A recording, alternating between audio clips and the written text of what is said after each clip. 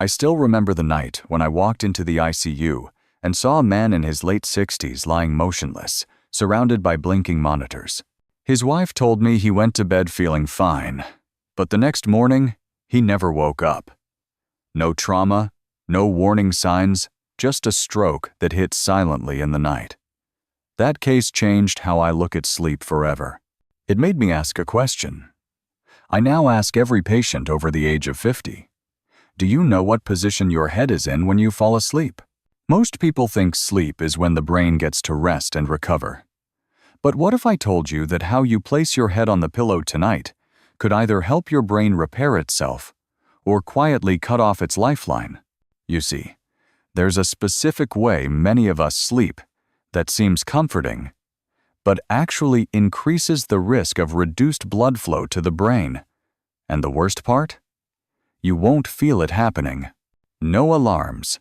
No pain, just slow, quiet deprivation. I know it sounds dramatic, but I'm telling you this as someone who spent over 30 years studying how the brain functions during sleep. Every night, millions of older adults unknowingly compress the main arteries that supply their brain simply by staying in one position too long, especially side sleeping. While it may feel cozy or even necessary for your back, lying on the same side for hours can gradually squeeze the carotid artery in your neck. That artery is one of the brain's main highways for oxygen. When it gets compressed, even slightly, the effects can be devastating over time. One of my former patients, Michael, was a retired firefighter from Ohio. For years, he slept on his left side habitually, without fail. He told me he'd often wake up with his left arm tingling and his cheek feeling numb. At first, he brushed it off as getting older. But after some scans, we discovered plaque buildup in his left carotid artery. And every time he slept on that side, the already narrowed artery got even less blood flow. He was living every night with a silent threat to his brain, and he had no idea. But here's the good news. We can change that. If you're a side sleeper, try alternating sides throughout the night. Place a supportive pillow behind your back to gently encourage turning. If you sleep with a partner, ask them to give you a soft nudge if you stay too long in one position. And above all, pay attention to the signs your body gives you. Waking up with numbness, dizziness, or even just a sore shoulder, those are not just quirks of aging. They're quiet warnings that your brain might be under pressure. Your sleep should be the safest place for your brain. And tonight, with just a few small adjustments, it can be. I'll never forget Linda. She was 72, a retired elementary school teacher from Denver. Every time she came into my office, she had the same complaint. Morning dizziness, sometimes so strong she had to sit down just to get her balance. She'd already seen an ENT, a cardiologist, even a sleep specialist. But nothing helped until we looked at her pillow. You might love the feel of that thick, memory foam cushion cradling your head each night. It feels luxurious, comforting, like sinking into a cloud. But here's the hidden danger. If your pillow is too high, it can push your neck into a forward bent position for hours. That subtle tilt doesn't just strain your spine. It can actually compress the vertebral arteries, two critical vessels that run through the bones in your neck, and supply blood to your brainstem. Imagine holding your head at a downward angle for 7 or 8 hours, similar to staring down at your phone all night. That's what a high pillow does while you sleep. And just like a kink in a garden hose, the blood flow gets restricted, but not enough for you to notice until the symptoms creep in.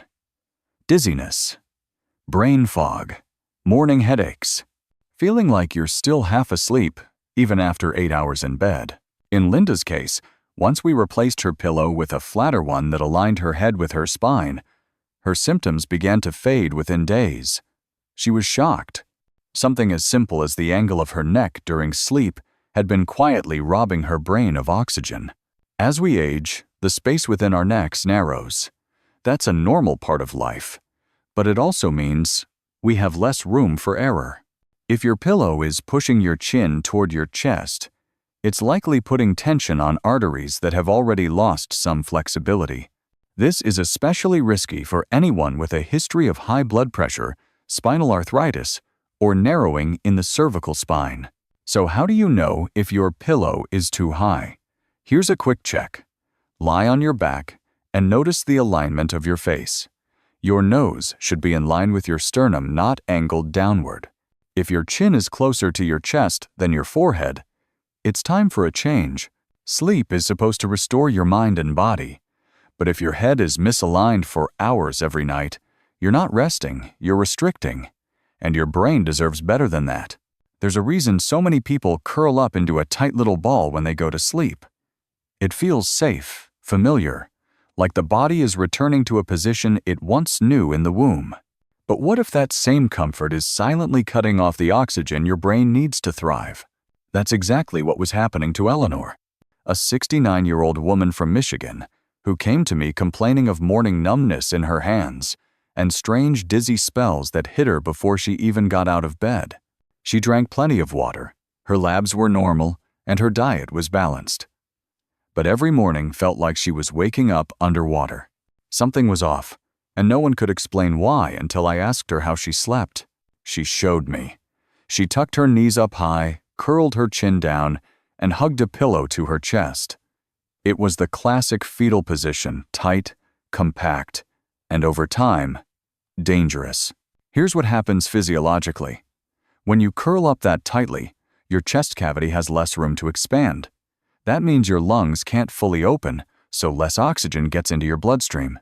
Now imagine that reduced oxygen trying to make its way to the brain through arteries that are already more rigid with age, through neck vessels that may be slightly compressed from your pillow. The result is a double restriction. Less air in and less blood carrying it upward. In Eleanor's case, the fix wasn't complicated, but it did require intention. We got her a flatter pillow to reduce the forward bend of her neck and placed a small cushion between her knees to prevent her from tucking in too tightly. Within 1 week, the numbness eased. The dizziness started to fade. She began waking up with a clearer head and a calmer heart. I'm not asking you to sleep like a soldier, but your brain needs room to breathe. That means keeping your body gently aligned, your spine relaxed, and your airways open. A slight bend in the knees is fine, but curling in like you're hiding from the world might be comforting to the soul, yet it could be suffocating to the brain. If you've ever woken up feeling foggy, disconnected, or like your limbs aren't quite yours, this may be why. Sleep is not just about posture, it's about permission. Permission for your brain to get everything it needs to heal. And that starts with how you position your body before you drift off. For years, back sleeping has been hailed as the gold standard. Chiropractors, sleep experts, even physical therapists often praise it as the healthiest position. And they're not wrong if, and only if, your neck is properly supported. That's a detail most people overlook, and it's the reason why so many older adults wake up feeling worse after what should have been a perfect night's rest. I had a patient named Frank, a 71-year-old retired machinist from Indiana. He came to me not because he couldn't sleep, but because he never felt rested. He'd fall asleep on time, stay in bed for 7 or 8 hours, and still wake up with a tight ache at the base of his skull. He thought it was tension. I thought it was posture. Frank was a back sleeper, which I initially saw as a positive sign. But when I asked him to show me how he slept, he laid back on the exam table with a flat pillow under his head and his neck dangling slightly backward. That angle, subtle but sustained, was the root of his problem. Here's what happens. The tiny blood vessels at the base of your skull are responsible for regulating balance, coordination, and deep brain activity. When your neck is unsupported during sleep, your head may tilt backward or sideways. That misalignment places steady pressure on these vessels, like pinching off part of your brain's fuel line. The results aren't always dramatic, but they are persistent. Micro-awakenings, shallow sleep, morning headaches, a sense that your brain never fully powered down. Once Frank switched to a cervical support pillow, one that cradled the natural curve of his neck while keeping his head aligned, His mornings began to change. The tension eased. His mind felt clearer. He stopped needing that second cup of coffee just to feel human again. Back sleeping, when done correctly, can truly support brain health. But when done carelessly, it can mimic the very problems we're trying to avoid. So if you sleep on your back, take a moment tonight to notice where your head really rests. Is your neck floating in space? Is your chin lifted too high? You don't need expensive gadgets, just a pillow that respects the curve of your spine. Because sleep is not just about time. It's about alignment, circulation, and how much care you give to the quiet hours when your brain does its most important work. He was 65, still working part-time as a building inspector in Houston, and came to see me about something he described as morning brain fog. His name was Carl, and he was sharp, witty, and in decent shape for his age. But every morning, he felt like his head was stuffed with cotton. He couldn't focus. His chest felt heavy. He was convinced it was just aging. But something didn't sit right with me. When I asked Carl how he slept, he laughed and said, "Always on my stomach. Only way I can stop snoring." That answer hit me like a warning bell. Sleeping on your stomach might feel like a pressure release for your back, but the cost is hidden and high. To stay in that position, your head must twist to one side for hours. That rotation isn't just awkward, it's dangerous.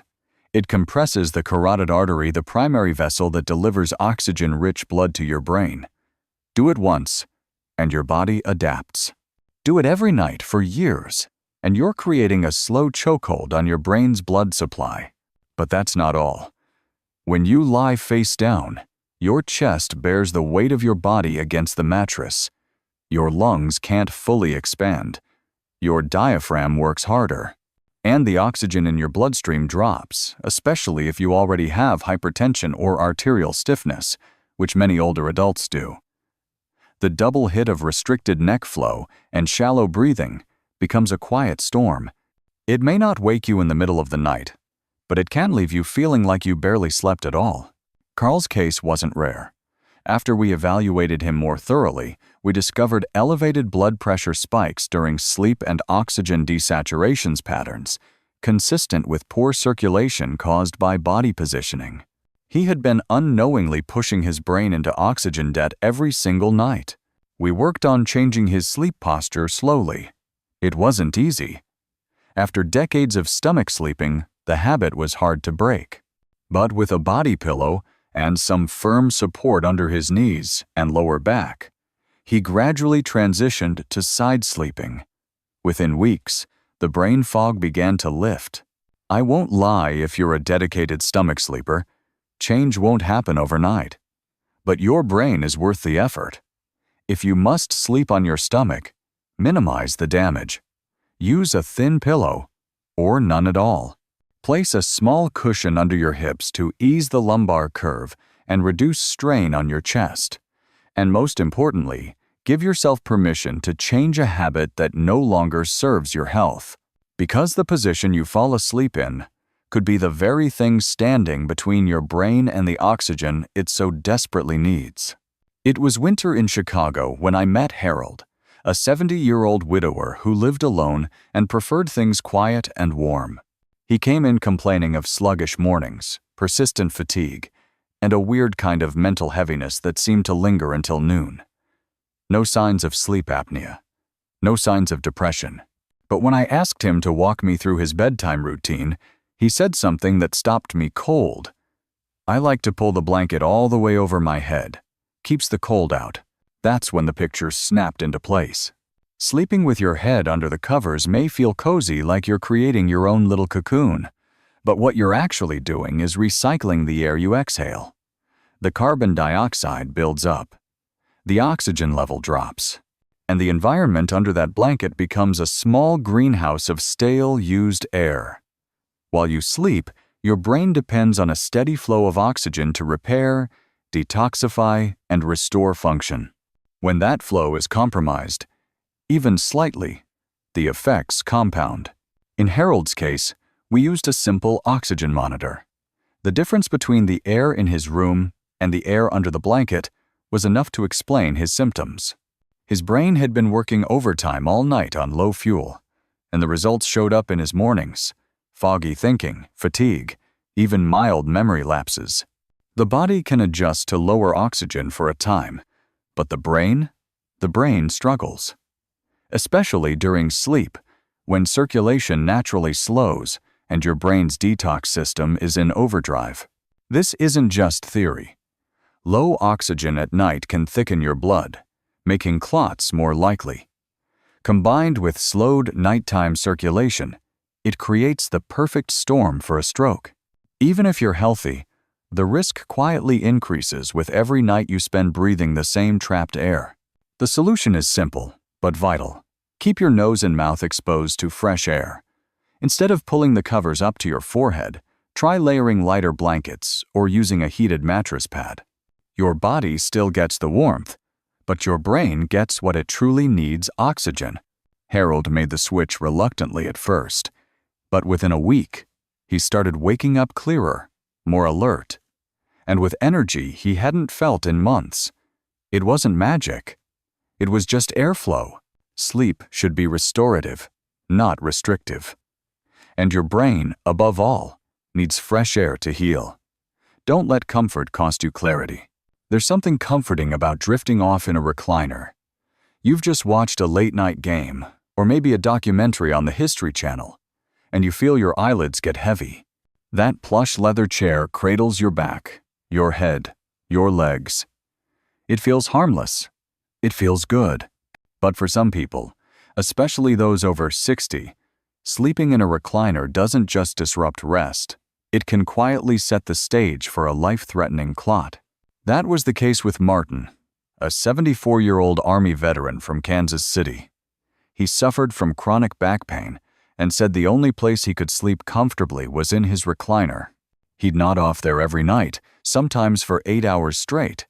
But then one morning, he noticed swelling in his left calf. By the afternoon, he was short of breath. A scan at the ER revealed what I feared: a deep vein thrombosis that had broken loose and reached his lungs, a pulmonary embolism. Here's what happened to Martin, and what could be happening to thousands of others without realizing it. When you sleep sitting up, especially in a semi-reclined position, your legs remain below your heart for hours. Gravity takes over. Blood begins to pool in your lower limbs. If you stay still too long, that pooled blood becomes sluggish. And sluggish blood is a breeding ground for clots. In a healthy young person, the body compensates. But for older adults, especially those with slower circulation, varicose veins, or even mild dehydration, this becomes a silent threat. The clot can form without pain, without warning, and when it moves, the consequences can be fatal. Martin was lucky. He recovered. But he had no idea his beloved recliner, the chair he called my second bed, had been quietly working against his health. So, what can you do? First, know that short naps in a recliner are fine. But for overnight sleep, you need a flat, supportive surface. If you must rest in a chair, elevate your legs with a footrest. Set a timer to flex your ankles every 30 minutes. Hydrate, move. Remind your body that it still needs to circulate, even in rest. Because sleep isn't just about closing your eyes. It's about flow of blood, of oxygen, of healing. And your recliner, no matter how comfortable, should never come at the cost of your circulation. The first time I brought this up at a senior wellness seminar, there were puzzled looks across the room. Sleeping on your right side? That's bad? It sounds harmless, even trivial. But the truth is, when it comes to how your brain cleans itself during sleep, the side you choose matters more than you think. Let me tell you about Sandra, a 68-year-old retired librarian from North Carolina. She had no major health issues but came to me worried about increasing forgetfulness. Simple things: misplacing keys, repeating stories. She feared it was the beginning of something worse. We ran tests. Nothing conclusive. But one question changed everything. "Sandra, "Which side do you usually sleep on?" She looked surprised. "Always my right, for as long as I can remember." Now, here's what science tells us. While both left and right side sleeping have their place, studies show that sleeping consistently on your right side may reduce the efficiency of the brain's lymphatic system. That's the brain's internal sanitation crew, the system that clears away waste, including toxic proteins linked to conditions like Alzheimer's. In a study out of Stony Brook University, researchers found that rodents sleeping on their right side cleared waste from their brains significantly slower than those sleeping on their left. And while we're not mice, our anatomy isn't that different when it comes to blood flow, gravity, and how fluids move through our brain at night. Sandra began experimenting. We helped her transition to left-side sleeping using a full-body pillow for support. It wasn't easy. Habits formed over decades resist change. But within a few weeks, she reported feeling more mentally clear in the mornings, less fog, sharper recall, and a bit more confidence in herself. The mechanics behind this are simple.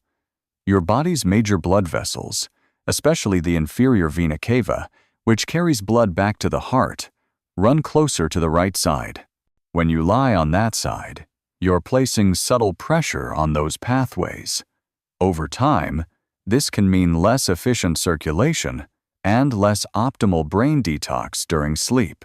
So, if you're someone who sleeps predominantly on your right, ask yourself, is it comfort or just habit? And what might shift if you simply gave your brain the better side to heal? Sometimes, the most powerful health changes don't come from medications or machines, but from the quiet, unconscious decisions we make while the world is asleep. A few winters ago, I treated a woman named Carol, 66, who loved the cold. She'd grown up in Minnesota and said she couldn't fall asleep unless her room was near freezing. She slept with the window cracked open even in January. But what brought her to my office wasn't sleep problems.